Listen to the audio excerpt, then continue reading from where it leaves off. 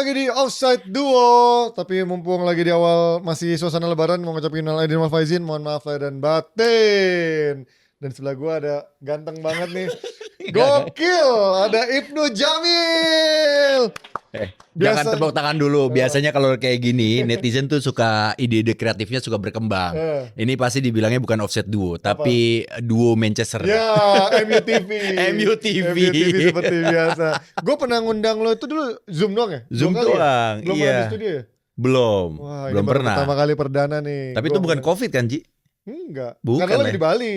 Ini lagi syuting waktu itu. Iya benar. Ya kan? Karena gue dua kali gue inget Dua kali. ngebahas MU.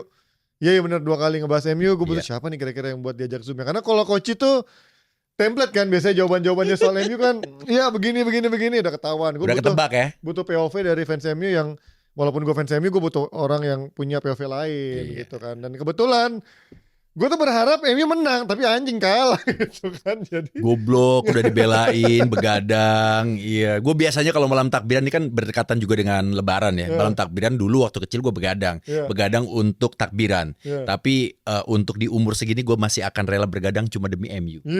Dan itu pun kalah. Padahal itu tuh udah hidupnya udah sehat banget kan. Lo tahu dia bangun pagi udah running, jogging segala macem. Tapi demi MU bela-belain merusak ritme metabolisme tubuhnya. Betul. Demi nonton MU kalah. Berapa tadi kemarin? 1-0 dengan ball position 60-an%. Itu Attempts-nya 20-an walaupun banyak nembak burungnya. yang penting kan kita nyerang terus. Iya. Total football. Tapi nggak Total menang. football.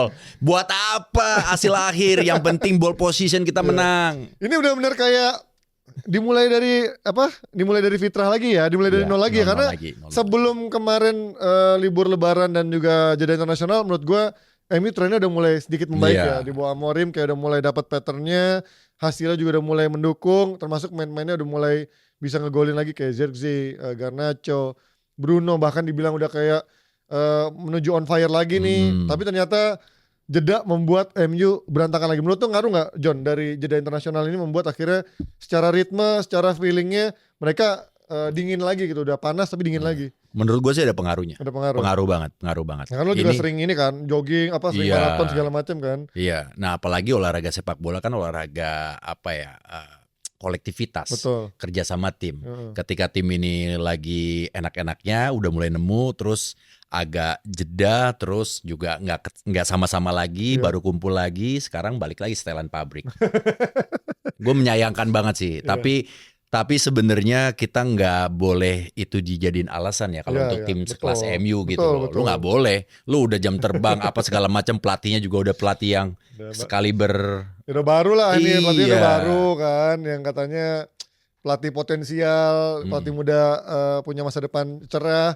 Tapi ternyata semua pelatih yang masuk ke MU suram semua. Suram semua. Ini memang agak sedikit mengejutkan. Tapi yang justru gue pengen gue balik pertanyaannya.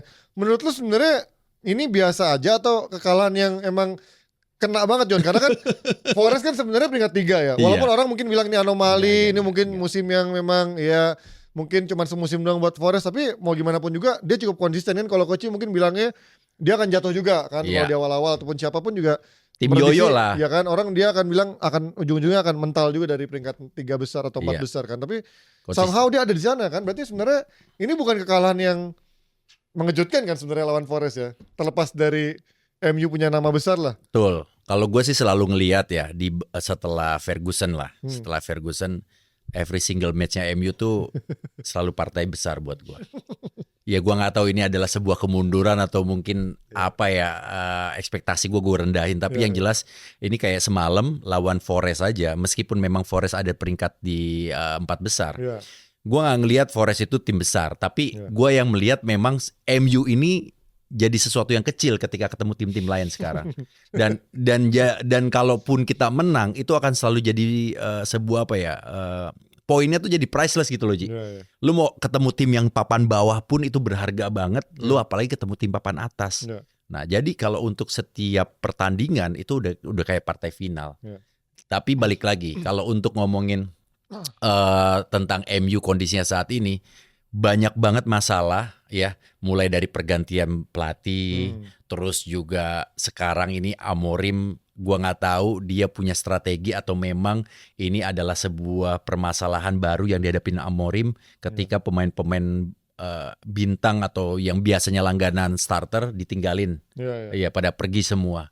Itu nggak tahu, ya katanya bilang ini keputusan Amorim kan. Satu sisi tuh bagus buat gua, tapi satu sisi lagi pas kemarin atau semalam kita nonton, lu mau ganti siapa pemain? Udah nggak ada amunisi, habis semua. Iya, Garnacho gerasak gerusuk, iya kan? Zirkzee juga nggak jelas posisi 9 atau posisi 10. Ya kalau menurut lu Zirkzee lebih cocok posisi berapa? 9 atau 10? Bench nih kan. Karena dia ditanya juga kan sebelum match tuh ditanya Ferdinand kan. Sebenarnya lebih nyaman 9 apa 10, dia pun nggak bisa ngejawab sebenarnya. Ujung-ujungnya jawaban template formalitas diplomasi yang apapun yang disuruh pelatih, gue yang penting menang gitu kan. Kalau nggak salah Martin O'Neill menurut gue jawabannya paling bagus. Yang melihat Zirkzee ini, dia posisinya berapapun posisinya, dia harus tetap bisa. Kalau dia nggak bisa nyetak gol, minimal dia harus bisa menahan bola. Itu yang dia harus sebisa mungkin memaksimalkan dia holding the ball di kotak penalti untuk nyalurin gitu. Kalau dia nggak bisa nyetak gol gitu. Tapi memang itu ya lagi-lagi ya striker diukurnya pasti dari nyetak gol kan. Kecuali kalau dia bisa menjalankan tugasnya sebagai jembatan kayak mungkin dulu eranya Benzema di BBC-nya Madrid, ada Bale, ada Ronaldo. Pada akhirnya dia menjadi jembatan buat dua orang yang lebih produktif, Firmino dengan Salah dan juga Mane. Tapi menurut gue ya ini antara mungkin dianya juga nggak terlalu bagus, di satu sisi juga teman-temannya juga nggak bagus itu. Garnacho kita tahu ini masih mentah banget, skillnya pas-pasan tapi berasa dia kayak skillnya dewa. Bruno juga gue kemarin lihat ya, kita udah tahu lah kita berapa kali digendong sama Bruno, tapi gue melihat Bruno ini juga bingung main dengan sistemnya Amorim. Frustasi semalam semua. Mau main di tengah, depan sampai akhirnya ke belakang dia kan. Jadi dia kayak masih belum dapat posisinya. Kadang-kadang kan ditaruh di dua gelandang yang barengan sama Ugarte atau barengan sama Casemiro. Kemarin dia diposisin di belakangnya Zirkzee berdampingan dengan Garnacho menjadi pendukung dari Zirkzee. Tapi ujung-ujungnya gue melihat justru pola serangannya MU tadi malam berpusat kepada Garnacho. Ya sama lah kayak dulu arahnya Rashford kan, ketika ada counter pasti Onana akan ngasih bola jauh ke Rashford.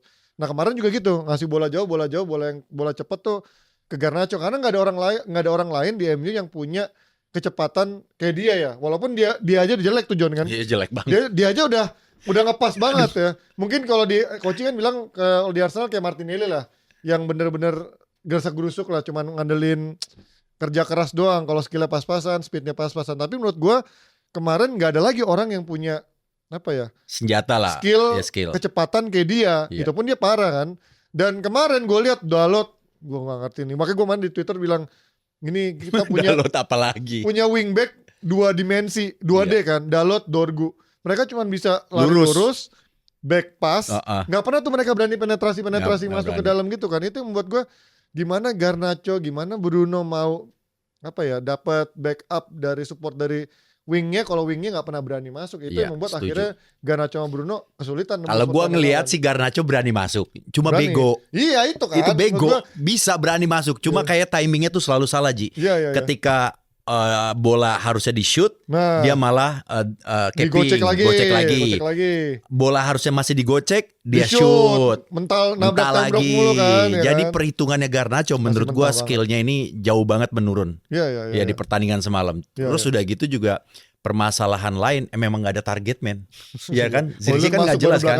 Iya, Højlund masuk baru belakangan. Bahkan seorang Maguire. Waduh itu dia gila. Gua nggak tahu ini adalah sebuah kebrilianan dari Ruben Amorim ya, karena pelatih ini jago taktik kan, kaya gitu loh. Kaya strategi atau mungkin justru ke frustasian dia. Kasang siapa nih? Gila. Tapi nyaris berhasil loh, nyaris. Ya, yang kemarin dapat satu peluang. Murillo bisa nepis di depan garis gawang ya. Betul, sama satu lagi yang headingnya tapi masih melebar. Itu aja. Dapat juga. Tapi ini menurut lo kekalahan ini benar-benar akan menjadi tren buruk buat dia seterusnya, atau memang ya ini karena lawan Forest juga, kita tahu Forest musim ini even lawan Liverpool aja bisa ngalahin Liverpool, bisa nimbang Liverpool dan konsisten ada di peringkat 3. Menurut lo ke depannya apakah memang MU akan bisa membaik lagi seperti sebelum jeda internasional, atau menurut lo akan susah? Karena jadwalnya ya, kita sambil buka jadwal ya. Karena jadwalnya berat menurut gue. Berat. Dari berat. jadwal yang paling masuk akal, ya kalau lawan Lyon gue optimis lah. Tapi kalau di luar Europa League, menurut gue cuman Wolves doang yang paling potensi bisa menang sama sama Brentford lah. Karena ini kefrustasian seorang fans MU. Karena kan minggu depan weekend ini sebelum kita akan preview juga nanti lawan City. Terus nextnya Newcastle baru juara kemarin kan. Aduh berat John, Newcastle kan? Juga. Kalau ada si Isaac main matilah gitu kan. Terus Bournemouth juga lo tahu di Bonirola mainnya bagus, gila banget kan, walaupun mainnya mediocre tapi rapi banget. Paling Brentford, West Ham. Pokoknya untuk fans MU musim ini tuh neraka aja. Neraka lah buat gua juga.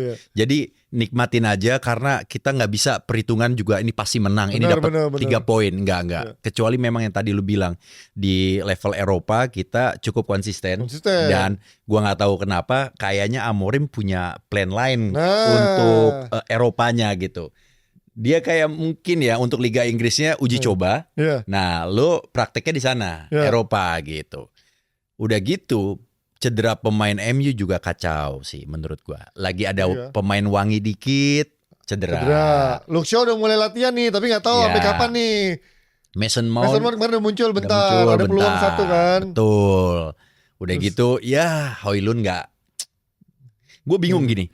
Gue ngelihat MU mungkin dari belakang tengah ke depan itu sebenarnya nggak ada masalah. Yang masalah itu adalah dia nyetak golnya doang. Iya, efektivitasnya. Kreativitasnya. Jadi nggak ada pemain yang punya skill untuk ngebongkar pertahanan lawan. Diallo doang. Di awal-awal musim ya. Itu cederanya sampai akhir musim, jadi kelar udah memang. Kita merindukan banget Amad Diallo memang. Kelar. Gua berharap ya harusnya sih Garnacho muncul ya. Tapi Garnacho nggak juga ternyata. Ini nggak tahu nih, kayaknya butuh ahli motivasi sih kayaknya. bukan masalah ahli skill lagi. Kayaknya MU harus ngebuka ruang untuk kelas dari hati ke hati. Wah, ngobrol yuk. Garnacho lu kenapa sih main kayak gitu? Tapi memang gimana ya, gue melihat kemarin ya lagi-lagi, tapi pasti orang akan bilang menstigma gue, melabeli gue sebagai pengacara Garnacho ya John. Tapi tadi tapi kita tadi juga ngomong di sebelum on air, gue bilang terlepas dari orang nyalain Garnacho, tapi siapa lagi yang mau harapin? Tadi kan John juga bilang benchnya tuh kosong kan. Dia udah ngirim Sancho keluar, udah ngirim Anthony keluar, Rashford keluar. Ya mau nggak mau resikonya ketika Garnacho jelek, lu nggak punya pemain penggantinya gitu. Amad Diallo juga cedera kan. Nah sementara Zirkzee, Højlund, Bruno, siapa lagi? Ya paling kalau kemarin gue udah sempat di Twitter, dari semua nama yang ada di starting line up, cuman Bruno yang menurut gue bisa ngegendong lah. Misalnya Zirkzee gajinya pasti lebih besar daripada Garnacho. Højlund bandrolnya 70 juta 80 juta euro, gajinya juga pasti lebih besar daripada karena dia datang dari luar MU. Betul. Ya kan, Ugarte mah itu juga pasti mahal. Casemiro juga gajinya mahal.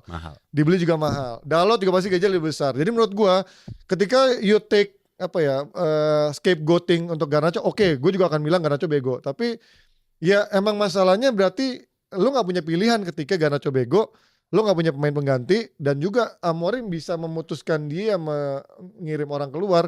Berarti ada something yang sebenarnya kita gak tahu di internal ya, kenapa Anthony akhirnya Amorim memutuskan untuk dipinjemin ke Betis. Rashford akhirnya diputuskan dipinjemin ke Villa. Sancho pun ternyata gue baru tahu dia ada peluang untuk Chelsea ngebatalin dealnya, klausulnya cuman bayar 5 juta apa berapa. Sancho rela ya.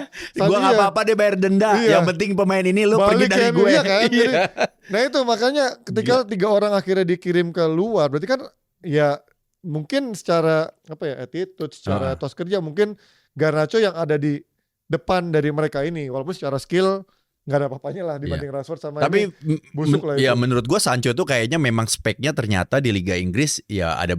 MU udah kayak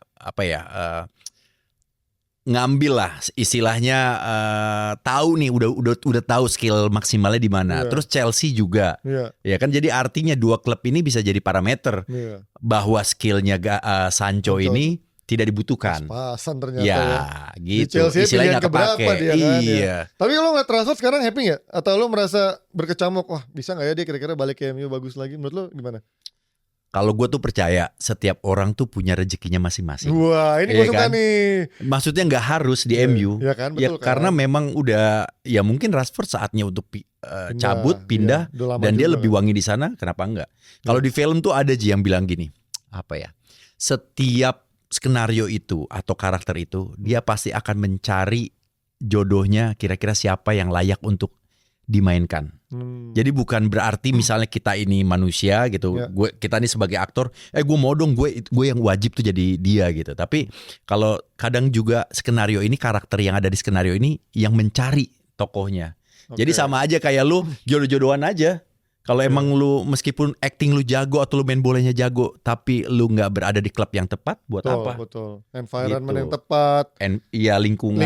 Terus chemistry sama rekan timnya juga tepat apa enggaknya. Cara main, iya kan?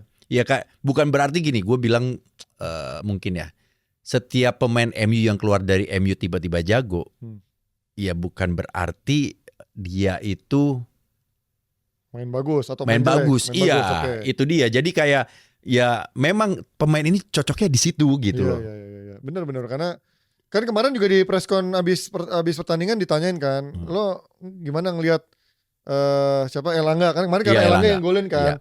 Nyata Elanga punya kemampuan bahkan kelihatan lebih superior pada Garnacho atau let's say atau main-main MU lainnya kelihatan lebih bertenaga, lebih speed. Menurut lo Elanga juga sebuah the one that got away gak sih menurut lo?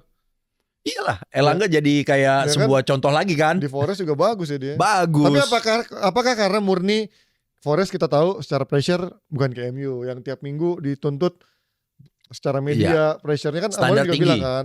Rashford juga di Aston Villa pasti pressure-nya juga. Kemarin siapa yang ngomongin, gue lupa deh. Komentator Inggris tuh bilang dia datang dengan teman-teman yang udah tahu mau main gimana dan pelatihnya udah dapat skemanya. Sementara di MU ya masih nyari skemanya, teman-temannya juga belum tahu mainnya gimana. Jadi Rashford pun jadi beban di sana di MU dibanding di Aston Villa. Iya. Bisa begitu, apalagi tapi yang jelas gini, kalau buat gua ganti pelatih itu bukan solusi saat ini. Jadi udah terima aja. Telan dulu lah musim ini lah ya. Iya. Karena ini pengecualian juga nih kan. Pertama ini musim pertama bagi Amorim. Bahkan di tengah-tengah dia masuknya kan. Tengah-tengah. Udah gitu kita nggak bisa nyalahin ini gara-gara Amorim semuanya. Pemain pada keluar semua cabut.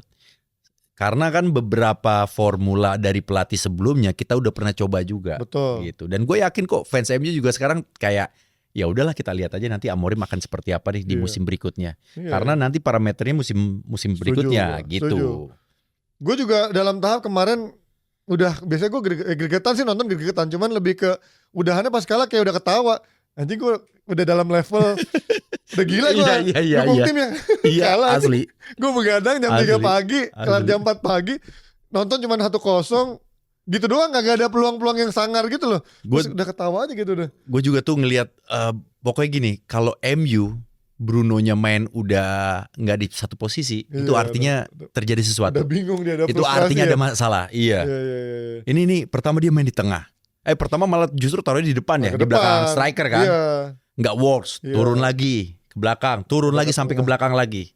Sampai JITS-nya loh dia jadi. Karena kan terakhirnya si Casemiro diganti, Ugarte diganti, dia nggak punya DM sama sekali kan. Iya nggak punya. Jadi gue bilang wah gila juga nih si Amorim main tanpa DM sama sekali. Bahkan si Toby Collier gak dimasukin, malah dia masukin Eriksen, masukin Mason Mount sama Højlund. Jadi kayak total attack banget kan kemarin. Tapi ya tapi memang untungnya lawannya nih Forest nggak ada serangan yang berbahaya selain Elanga itu kan. Betul, sama satu peluang 1 gol sama langsung. ada satu yang counter yang nyaris tuh yang di tackle sama Yoro. Sama Yoro. Iya. Tapi gue sedikit beruntung sih menurut gue MU karena di satu sisi Forestnya lagi nggak ada si Chris Wood.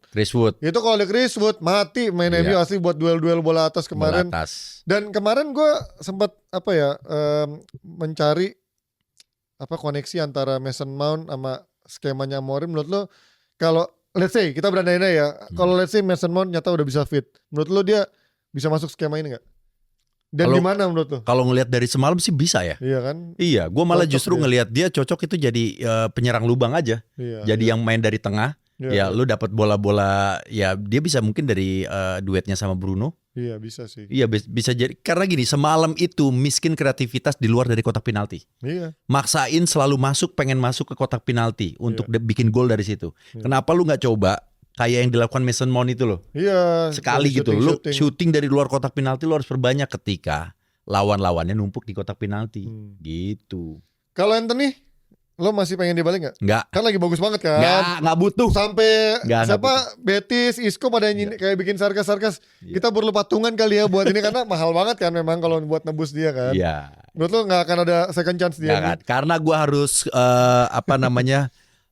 standing point gue tuh harus jelas, dan gue juga harus konsisten sesuai dengan yang tadi gue bilang, setiap pemain tuh punya jodohnya masing-masing. Tapi oke. Anthony lu nggak harus di MU lagi, udah lu cocok di sana, lu jodoh lu di sana. Tapi kan pasti ada namanya kuota pemain, pada akhirnya lo harus memilih. Kalau let's say dari 3 pemain, Sancho, Rashford sama Anthony, pilih satu, siapa? Sancho, Rashford, Anthony. Siapa yang suruh yang paling mending menurut lo buat balik?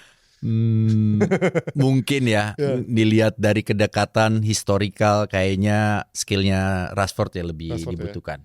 Menurut gua ya. Karena mungkin nyucinya sama ngebalikinnya tuh lebih enak ketimbang 2 pemain ini. Pertama 2 pemain ini kan besarnya di luar. Betul. Udah gitu juga skillnya atau kontribusinya masih belum terlalu gimana di MU. Sedangkan Rashford tuh punya cerita. Gitu. Udah pernah nyampe peak performance udah pernah. Betul. Ya. Kalau dibikin CLBK mungkin storytellingnya lebih bagus, lebih oke lah. Ya semoga sih kalau bener balik dia punya work ethic yang lebih bagus, lebih bagus, dan juga akhirnya bisa tajam kayak era Ten Hag kan. Sebenarnya di awal-awal sempat tajam kan, yang habis sebelum Euro, pas habis Euro dia tiba-tiba downgrade banget kan, melempem banget. Ya sebenarnya kalau di era Ole pun juga pernah tajam banget dia dulu, yang ada Greenwood, Rashford, Martial, itu sebenarnya pernah tajam banget. Cuman itu trio yang agak ngeri gitu kan sebenarnya, tapi ya lagi-lagi. Atau jangan-jangan sumber masalahnya ada di Greenwood. Wah. Ketika Greenwood cabut, dia kayaknya ketua geng. Guys, kita jangan main bagus, berantakin MU, karena MU sudah memberantakan kehidupan pribadi saya. Wah, ancam dia. Tapi Greenwoodnya udah teori konspirasi. Dan sedikit aja intermezzo dari Greenwood juga, kemarin kan dia sempat dicadangin sama De Zerbi kan di Marseille kan. Sempat kayak agak sedikit baper kan, dan ditanya sama media, kok nggak dipakai Greenwood segala macam. Itu biasa ya, namanya pemain MU, mantan pemain MU pasti menjadi sorotannya gede banget kan. Ini baru 1-2 pertandingan gua cadangin aja kalian langsung menanyakan, padahal ya wajar. Dan tapi bener sih jawabannya De Zerbi, lagi-lagi something dalam latihannya. Dalam latihannya dia emang gak menunjukkan kayak kerja keras lah gitu. Jadi kayak ada pattern yang mirip-mirip menurut gue di generasinya mereka ini, Rashford, Greenwood, Sancho. Berarti ada sesuatu yang ketika di latihan mereka nggak nunjukin work ethic atau kerja keras yang membuat pelatih akhirnya mau, termasuk Amorim gitu kan. Berarti kayaknya sekarang memang eranya pelatih itu ngelihat dari kerja kerasnya diri saat latihan. Bisa. Ya. Mungkin kalau dulu kan muda ya. Iya, kalau dulu kan mungkin pelatih kalau udah punya the winning team, ya udah, lu sejelek apapun lu pasti akan tetap ada. Tapi itu masih ada sih, kayak Ancelotti menurut gue kayak gitu sih. Iya, Ancelotti ya. Kan dulu kan dibilang kan, lu mau Ronaldinho atau Ronaldo sehari sebelumnya mau dugem mabok, tapi lu bisa ngegolin, ya udah gitu, gue akan ngebebasin. Dan itu kan dibuktikan zaman Ronaldo dulu kan sama. Kalau lu jadi pelatih, lu tipe yang mana? Gue yang cukup ketat sih gue. Berarti itu masalah ya? Benar, menurut gue tuh masalah. Kayak ngerokok, dugem, menurut gue tuh ya buat profesional, there's no such a thing untuk menunjukkan mereka tuh profesional. Karena biasanya orang-orang kayak gitu masa edarnya tuh cuma bentar Ya kan, Ronaldo botak kan. Umur 30 mungkin itu akan ngancurin sistem. Ya nanti bisa jadi toxic buat temen yang lain. Dan di masa mudanya mungkin lo bisa lah menutupi kekurangan itu. Tapi begitu lo usia 30 ke atas dengan lifestyle kayak gitu, udah lo nggak bisa bohong gitu. Lo pasti secara badan akan membengkak, menggendut, terus secara stamina akan turun. Dan itu semua kita lihat tuh di beberapa pemain yang secara lifestyle-nya nggak begitu bagus. Nah, kalau di klub gue setuju, Ji. Tapi kalau di timnas kayaknya gue apapun siapapun asal lu kasih poin gue, kemenangan buat gue bebas. Betul. Ya karena timnas kan nggak week by week kan. Iya. Ya tapi kalau lu lihat datangnya kayak Johnny Van Beukering mah, kaget lah itu kan. Itu buta itu. Gede banget. Itu. Ngelihat video kan Johnny Van Beukering, kita lihat dia mantan pemain mana gitu ya, gue lupa. Go Ahead Eagles apa ya? Yang makan temennya temennya Van Persie gambarnya masih kurus, kan? masih pas ya, sampai sini, buset. gede banget. Ini nggak pernah latihan fisik apa gimana? Gua gitu mah kan. bingung, mungkin kalau untuk masalah skill ya masih ada lah dikit-dikit. Iya. Tapi gua ngelihat itu speed sama turningnya aja gua kayaknya beban ya. Gua yang nontonnya kayak beban gitu loh. Dan pasti makin tua kan itu beban di lutut, Betul. beban di cederanya pasti lebih besar kan Iya. ketika lu nggak menjaga body lu. Nah, ini kita sempat ngomong tadi lu sempat mention soal kayaknya ada something yang mungkin Amorim melihat di Europa League mungkin sedikit berbeda. Apakah menurut lu MU punya chance besar juara di Europa League? Karena nih gue berkali-kali di offside 2 gue diceng-cengin sama coach. Diledekin. Lu ngimpi atas dasar apa argumentasinya? Tapi sebelum jawab nih gue punya datanya nih. Juara Europa League dan juga Conference League, tapi ketika main di liganya di rank papan tengah ke bawah. Iya. Gue bacain, Frankfurt 2021-2022 dia ranking 11 Bundesliga, dia juara Europa League. Sevilla 2022-2023 dia juara Europa League, dia ranking 12 di La Liga. Atletico Madrid 2009-2010 juara Europa League, ranking 11 di La Liga.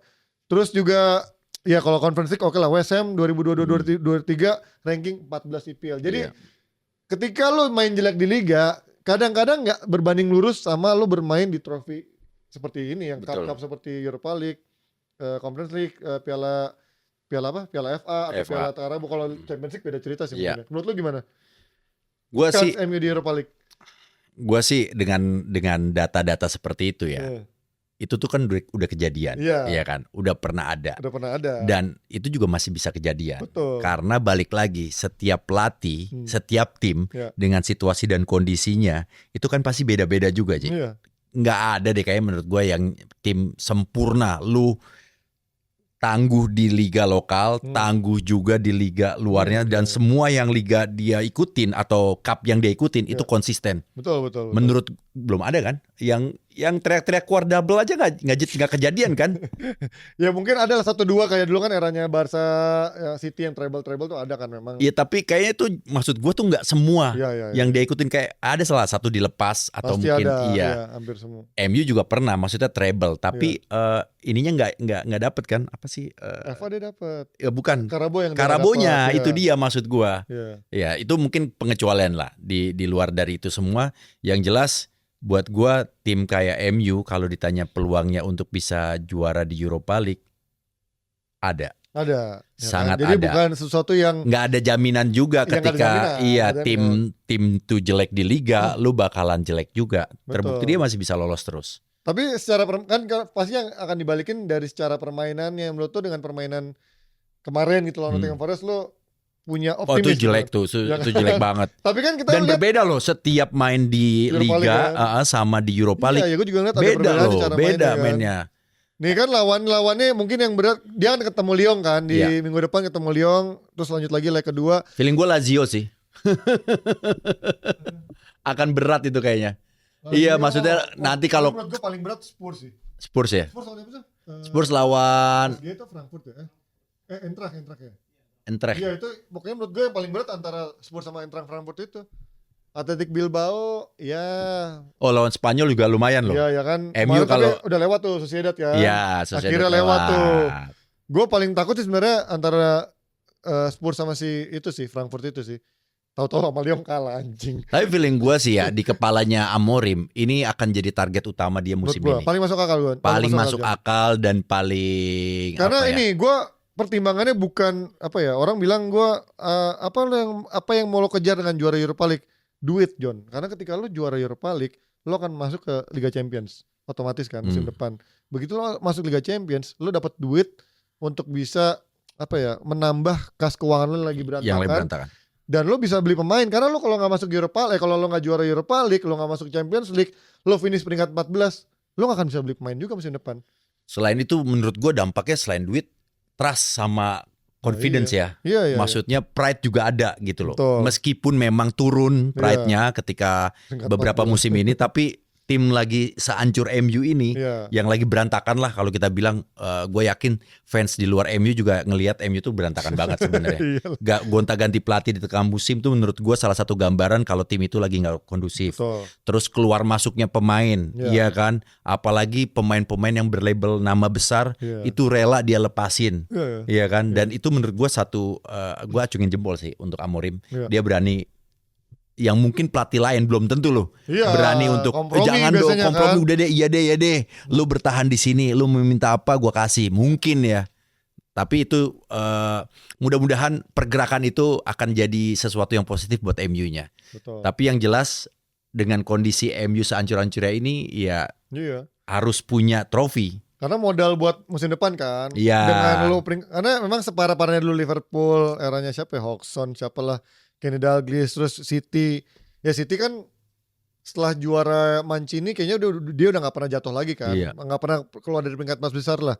Chelsea juga separah-parahnya menurut gue gak pernah peringkat 14, 15 gitu sih. Jadi memang menurut gue nih MU yang paling parah untuk kategori tim besar. Dan kemarin gue sempat baca di Februari ada Opta bikin itu kan yang tadi kita gue bahas. Super komputernya Opta tuh memprediksi MU tuh paling besar chance-nya paling bagus mentok di peringkat 14, John. Ya, sepakat gue sih kalau ngelihat kondisi kayak gini. Antara 14 sama 15 lah. Paling besar kemungkinannya 14. Tapi kedua, jangan kalian berharap MU akan degradasi ya. Itu yang namanya mustahil. Itu nggak mungkin. Itu nggak mungkin karena gak mungkin. Masih banyak yang lebih bego. Nggak mungkin. Leicester blow on, Southampton bego. Ipswich. Jadi 3 tim itu nggak. Kalau nggak salah poinnya aja belum nyentuh angka 20. Sedangkan tuh. MU udah 37 kalau nggak salah. Jadi akan sangat sulit untuk MU dipaksakan didegradasi kecuali MU di kudeta ya.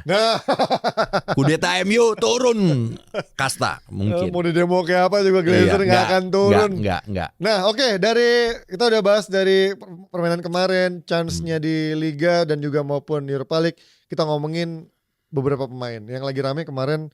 Bruno Fernandes. 90 juta pounds ya mungkin 100 juta euro. Menurut lo ini potensi buat dia dilepas bagus apa enggak menurut lo? Ini gue akan bicara dari berbagai sudut ya. Wah. Kalau gue dari sudut fans, kita butuh pemain seperti itu untuk gendong. Betul. Cuma balik lagi, kita juga lagi butuh uang. Ya kan, dilema. Dan gue akan lebih menjawab dari sisi apa namanya. Mungkin dari sisi Brunonya. Nah, Brunonya kalau dia mau karirnya bagus dan juga prestasinya bagus, punya dapat kesempatan mungkin trofinya lebih banyak, atau mungkin dia pengen punya cita-cita dapat trofi Ballon d'Or, dia harus pindah. Ya, benar. Itu harus pindah. Benar. Tapi kalau dia mau jadi pahlawan, ya nggak tahu ya pahlawannya nanti akan dikenang atau enggak. Pahlawan kan masih 50-50 kan. Ya, kalau jadi legend sih mungkin iya. Tapi legend kan harusnya dengan segudang prestasi ya. Lebih enak gitu loh Ji, lebih wangi. Dia cuman piala Carabao, piala FA doang ya. Iya, gitu. Balik lagi tuh dari kacamata Brunonya, menurut gua kalau dia mau prestasi dia pindah. Tapi kalau dari kacamata fans, gue butuh pemain seperti itu. Tapi kalau dari kacamata manajemen, gue jual. Ya, karena 100 juta uangnya bagus gede, ya. Apalagi dia udah umur 30 kan. Iya. Ya, tapi kalau ditanya pribadi, lu gimana Ji? Ayo. Gue sebenarnya ya ada orang yang dari eranya Rangnick sampai Ten Hag, gue nggak pernah bilang Bruno tuh pemain jelek ya, John. Cuman gue melihat dia tuh nggak bisa main dengan skemanya seperti ini ya, skemanya Amorim, even di bawah Ten Hag pun menurut gue dia nggak begitu nyaman. Bahkan di era Ten Hag beberapa kali coba di sayap kiri, sayap kanan, kayak nggak pernah dapat. Ujung-ujungnya dia marah-marah, frustrasi, bikin pelanggaran. Gue nggak pernah dia melihat happy di MU kayak waktu dia di era Ole. Menurut gue tuh di era Ole dia paling happy ya. Happy banget tuh, dia main semua bola ke dia, semua tendangannya jadi gol, semua passingnya jadi assist. Tapi di era Rangnick, di era Ten Hag, di bawah Amorim, gue nggak melihat dia happy dan cocok sama skemanya. Gue nggak tahu itu yang salah Bruno-nya nggak bisa adaptasi atau pelatihnya yang nggak bisa mengakomodir gaya mainnya Bruno Fernandes. Nah kalau lu tanya dari gue lumayan cukup konsisten. Gue bilang gue sorry to say, with all due respect gue bilang Bruno ini main bagus. Tapi kalau ada chance untuk duit besar masuk dan MU punya pemain pengganti yang memang cukup menjanjikan menggantikan posisinya dia dan bisa masuk sama skemanya Amorim ataupun skemanya Emi, menurut gue jual sih No. Jual ya. Karena di satu sisi benar, gue juga pengen lihat tadi kacamata Manajemen. dari Bruno-nya juga. Oh, Bruno Gue ya pengen kan. tahu Apakah Bruno pemain hebat atau enggak nih? Karena kan selama dia di MU selalu dibanding-bandingin sama Kevin De Bruyne kan, dari chance created-nya. Kalau dia main di tim besar mungkin dia akan lebih excel lagi. Kalau dia punya striker yang bagus mungkin dia akan ke katrol lah dengan segala macam atributnya dia. Nah, gue pengen tahu kalau di Madrid dia bisa nggak kayak gitu, karena di Madrid kan dia tinggal ngasih umpan, ibaratnya udah tinggal dilahap sama predator-predator yang ada di depan kan. Vini. Nah itu gue dua kacamata itu sih. Gue di satu sisi gue nggak melihat Bruno punya masa depan dengan skema. Walaupun kemarin dia ngegendong berkali-kali, tapi menurut gue itu murni individualnya dia. Tapi tahu nggak lu Ji, kalau menurut gue ya, ini yang gue yakini dan gue percaya. Apa? Ini menurut gue, ketika ada satu tim tergantung hanya satu pemain, nah itu nggak akan bagus.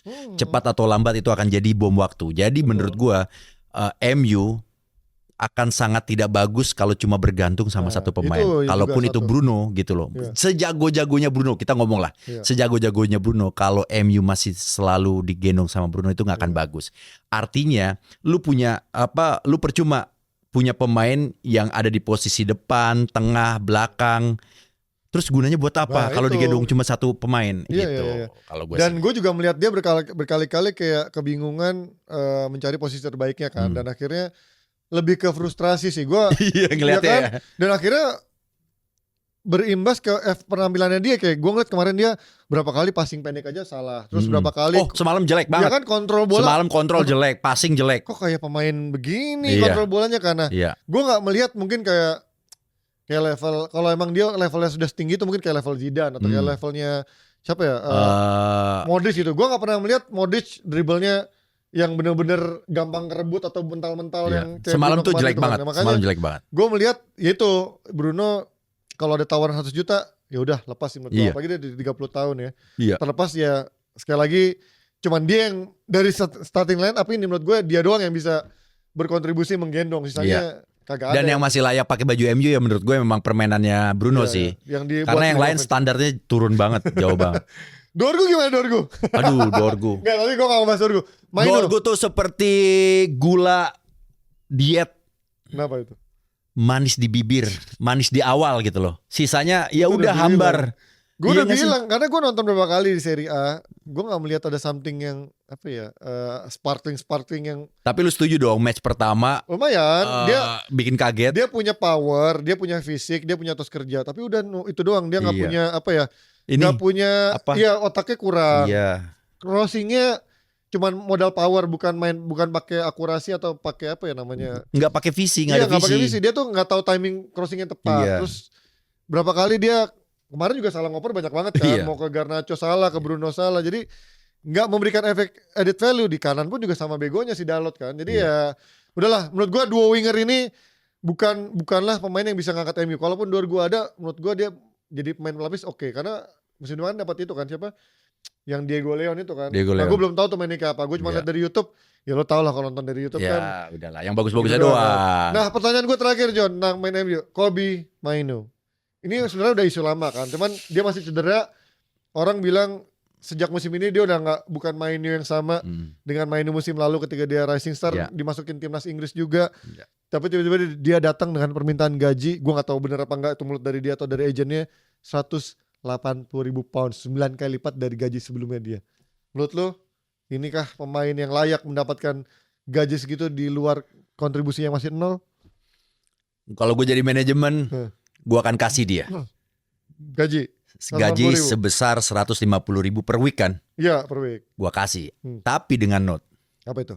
Lo harus punya kontribusi dengan data statistik yang mendukung penampilan MU. Contoh mungkin lo harus minimal satu musim itu berapa assist atau berapa gol. Jadi ada ini SOW-nya. Tapi kan dia karakternya bukan gitu no. Maksudnya susah kalau dia kan gelandang yang memang gelandang. Maksudnya membantu setidaknya membuat lebih mudah pekerjaan striker-striker yang ada di MU. Jadi artinya lu punya keterikatan kontribusi dong untuk permainan MU gitu loh. Jangan cuma lu minta gaji besar tapi lu kontribusinya nggak ada. Nah itu yang nantinya bisa ada penalti gitu loh Ji. Lo kalau misalnya nggak mencapai KPI, lo dibayarnya cuma setengah. Kayak gitu loh. Bagus sih. Ide bagus itu ya. Iya. Atau tolong misalkan ya. ini KPI-nya tembus Liga Champions. Atau minimal perempat final apalah gitu kan trofinya. Iya. Jangan anak itu minta gaji besar tapi klub sebesar MU-nya juga nggak punya teknik bergending yang bagus. Lo harus sama-sama win-win solution kan. Kalau lo lagi nego-nego kayak gitu, jangan bego-bego banget lah, gue yakin juga. Tapi kalau ngomongin Maino, gue nggak tahu kenapa sejak gue ngelihat dia main di awal sampai dia masuk timnas Inggris, ini pemain yang sangat potensial banget menurut gue. Meskipun beberapa match terakhir Maino ini ngedrop, ya kan, performanya under banget. Karena bingung juga kali dengan skema Amorim belum dapet kan dia. Betul. Gue nggak tahu kenapa gue suka banget sih gaya permainan dia. Kalaupun let's say mungkin Bruno dijual, dia bisa jadi lebih sesuatu naik, nanti bisa sih, di tengahnya gitu loh. Karena kayaknya skemanya Amorim tuh kayaknya sebenarnya nggak butuh pemain nomor 10 yang playmaker yang klasik gitu ya. Iya. Ya kan, karena tipikalnya lebih ke yang memang bekerja gitu. Ya mungkin Maino kayak terakhir kan seperti taruh jadi striker kan. Betul. Yang di 5 menit pertama bagus tuh ada peluang. Iya. Habis itu udah hilang juga kan. Ya itu ya Kobbie Mainoo, gue nggak tahu dia gitu sih. sembuhnya kapan, tapi ya gila sih menurut gue 190.000 sih. Ya tapi gue dari sisi POV fans, gue merasa lo siapa ya, lo belum ngasih kita apa-apa, kan?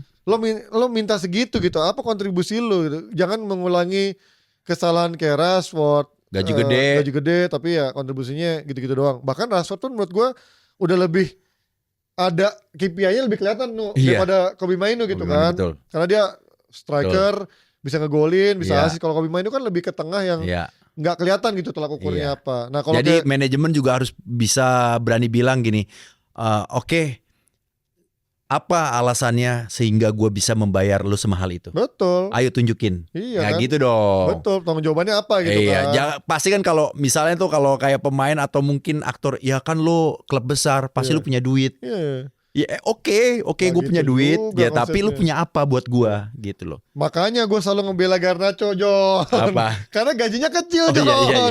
Dia nggak minta gaji gede gitu. Maksud gue, ini pemain tahu diri, nggak jago-jago amat, walaupun gayanya agak tengil, tapi nggak minta naik gaji gitu loh. Itu mah Kobbie Mainoo main cuman bagus sebentar, cedera mulu, hilang juga, minta gaji tiba-tiba gede 9 kali lipat gitu kan. Itu yang membedakan gue. Biasanya kalau kayak gini digoreng Ji sama manajernya. Iya benar dong, bisa jadi. Lu jangan mau dikasih segitu. Kayak dulu Pogba kan. Pemain lain lu kalau di klub lain lu harga lu udah segini, John. Iya benar. Kalau dia pindah ke tim lain pasti akan dibayar mahal sih, ke Chelsea gitu, ke mana City gitu pasti akan dibayarnya mahal. Oke, ngomongin City sedikit, kita preview kemarin kan lawan City kita punya hasil yang cukup menjanjikan. Lo tuh ini akan bisa keulang nggak lawan City sekarang di weekend ini? Bisa, sangat bisa. Gua nggak tahu kenapa, gue percaya lah.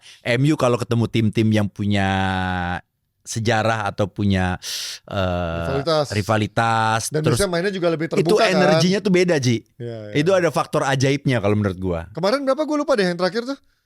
Yang MU menang kan? 2-1 kalau nggak salah, 2-1. Iya, yang lawan di match pertama. Oh iya benar 2-1 ya benar itu kan 2-1. Desember. Iya kan? Yang kita live reaction sini ya. Ya kan terbukti kan? Iya. Iya maksud gue MU dengan seancur-ancurnya MU ketemu City, ketemu Liverpool. Di luar dari pembantaian dulu Liverpool ya. Iya. Tapi selalu Liverpool juga deg-degan lo ketemu MU. Gue yakin sih. Iya. Fansnya pun begitu kok. Iya kan? Iya benar. Gitulah. Iya, gue juga cukup optimis nggak akan dibantai lah menurut gue, karena MU kayaknya kalau lawan tim-tim yang bermain terbuka seperti City, Liverpool kayaknya punya counter yang cukup mengerikan lah dibanding lawan tim yang kayak Forest kemarin, John. Iya. Yang cuma di belakang doang, MU tuh bingung. Bukanya gimana ini, cangkang ya kan. Oke, itu dia preview kita, nggak akan banyak-banyak. Gue juga nggak akan bahas Coppa Italia karena ada Inter sama Milan ketika kita tapping ini belum main, jadi nggak mungkin kita tahu hasilnya. Ada juga Barca. Lu berharap siapa? Inter. Inter kan gue Interisti. Oh iya lu Inter ya. Gue AC Milan lah. Lu sama nama itu ya, sama Renzo juga ya, berarti Milan juga ya? Milan dulu Milan. Vote Milan ya? Milan dulu. Sama Valen juga kan? Iya. Milan juga kan? Sama Koci waktu itu yang nonton Coppa di yang di Beijing. Oh iya benar. Coppa Inter lawan AC Milan, seru itu. Gua nggak tahu kenapa Milan itu kalau lawan Inter musim ini ngeri banget, tapi di luar Inter Milannya bego, gua nggak ngerti kenapa. Iya, Ya sama kan? kayak MU lah sebenarnya. Ya, Milan tuh sama Inter kayak tentu MU banget. jago, tapi di luar itu Betul. kayak sekarang udah peringkat 9 apa peringkat 10 kan si Milan nih parah banget di liga. Tapi Inter sih emang tim paling stabil lah menurut Iya, gua. ya, dan secara main paling atraktif lah Betul. mainnya. Betul. Oke, itu dia dari Copa del Rey juga ada Barca Atletico. Madrid udah pasti lolos di final, jadi tinggal ketemu nanti antara El Clasico dong bisa. Barca sama Atletico. Bisa El Clasico bisa dua ini, Liga Champions, Liga Champions, Copa del dan Rey. penentuan di La Liga nanti ada El Oh Clasico iya. bulan apa Juni ya? Mei nggak salah. April apa Mei? Pokoknya penentuan El Clasico yang agak cukup menentukan La Liga tuh di menuju hornada akhir lah. Jadi, tapi gua lo kalau pengennya nyok final siapa nu? Liga Champions nu? Final idaman lu? Final. Ideal lo lah. Wah, Mau dari sudut pandang objektif, bisa juga dari sudut pandang fans lah. gua ya nggak tahu kenapa ya. Ini sih jadi satu hal yang menarik lagi setelah eranya rivalitas Messi dan Ronaldo. Ya. El Clasico itu kayak hambar kan, Iya, kayak iya. nggak ada rasa gitu. Nah, gua nggak tahu kenapa sekarang nih eranya Yamal, Lamine Yamal, terus ada juga dengan Mbappe. Ini Mbappe, Ya, ini jadi sesuatu lagi. Apalagi rivalitas mereka ini lagi seru juga. Ya, Ini mulai. kejar-kejaran Bisa nih. jadi ini titik awal untuk membuat kembalinya sengit antara persaingan Madrid dengan gua. Barcelona. Ya gue sih berharap itu. Anjir, kalau Liga Champions juga mereka, di Copa del Rey Iya. mereka, di Liga juga mereka. Itu kan bisa jadi daya jual baru lagi tuh Ya, untuk La pasti. Liganya. Iya benar. Mereka udah sampai ke Asia kemana-mana Iya. buat ngejual El Clasico. La Liganya juga nggak laku-laku juga kan. Apa ya, kemarin-kemarin kan sempat kayak dikuasain sama Inggris kan. Iya. Gitu. Oke, itu dia final zamannya John. El Clasico apakah akan terjadi di Liga Champions, di Copa La del Rey Liga maupun- deh, lu pengennya juara siapa? Madrid atau Gua Barcelona? prediksi dari awal Madrid. Oh, lu Madrid. Karena lebih ke apa ya, pemain-pemainnya, pelatihnya udah tahu lapangan sih kan, Carlo-nya. Pemain-pemainnya juga udah lebih banyak yang pengalaman dibandingin pemain Barca yang masih banyak main muda, John. Kayak si siapa, kan dia banyak main mudanya si Araujo, bukan Araujo, Kubarsi, Balde, terus siapa Casado, ya sama Pedri gitu-gitu. Sebenarnya menurut gua udah matang sih, cuman Belum, tapi belum se-firm itu buat ngangkat Barca lah. Iya. Tapi memang Lamine Yamal sama Rafinha-nya musim ini gila banget. Gila banget. Tapi faktor Ancelotti-nya itu menurut gua lebih membedakan. Tapi ya mungkin Ya, kita lihat deh ya, Hansi seru Flick bisa mengalahkan Madrid dan juga Ancelotti-nya, menurut gua top banget. Top Hansi Flick. banget, betul. Karena dia Setuju. pelatih sebenarnya gue pengen kayak MU juga. Hansi Flick. Hansi Flick menurut gue. Sebelum kemarin Amorim datang gue pengen dia sebenarnya, cuman dia nggak mau pasti kayak MU. Pelatih jago kayak nggak ada yang mau John Nggak ada kayak yang MU. mau. Iyalah. Ancelotti. Lu akan mengawali cerita buruk Iya. prestasi lu ketika lu bersama MU. Makanya Kayaknya. Zidane 5 tahun dikejar nggak pernah mau karena Iya. tahu ketika dia ke MU hancur dah karirnya semua. Tapi kita masih penasaran nih, kira-kira siapa pelatih yang bisa mengembalikan MU? Iya. Kayaknya siapa? Apakah Amorim? Nggak Will tahu. sih musim We'll depan see. ya. Oke, sampai ketemu set 2. Bye bye. Bye.